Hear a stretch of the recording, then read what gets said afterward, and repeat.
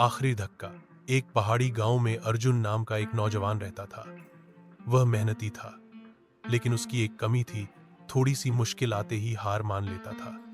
चाहे खेत का काम हो, पढ़ाई हो या कोई नया काम, वह बीच में ही छोड़ देता था। एक दिन अर्जुन अपने गुरु के पास गया और बोला, गुरुजी, मैं मेहनत करता हूं, फिर भी सफल नहीं हो पाता। शायद किस्मत मेरा साथ नहीं देती। गुरुजी मुस्कुराए और बोले, कल सुबह पहाड़ की चोटी पर मिलना, मैं तुम्हें जवाब दूंगा। अगली सुबह अर्जुन पहाड़ चढ़ने लगा। रास्ता कठिन था, पत्थर, कांटे और खड़ी चढ़ाई। थोड़ी ही देर में उसकी सांस फूलने लगी। उसने कहा, गुरुजी, थक गया हूं, क्या हम यहीं रुक जाएं?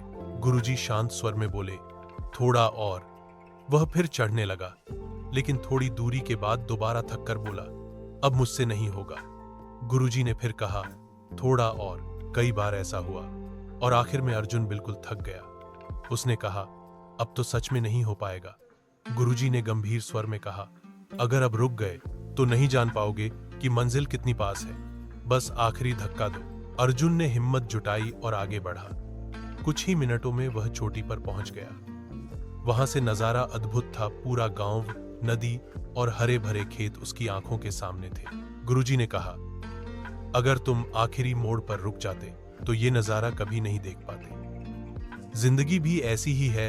ज्यादातर लोग सफलता के बेहद करीब होते हुए भी हार मान लेते हैं। जीत उन्हीं को मिलती है जो आखिरी धक्का लगाते हैं। अर्जुन ने दृढ़ स्वर में कहा, गुरुजी, अब मैं कभी बीच में हार नहीं मानूंगा। सीख, जब लगे कि अब और नहीं हो पाएगा, समझ लो कि मंजिल पास है। उस समय हार मत मानो, आखिरी धक्का दो।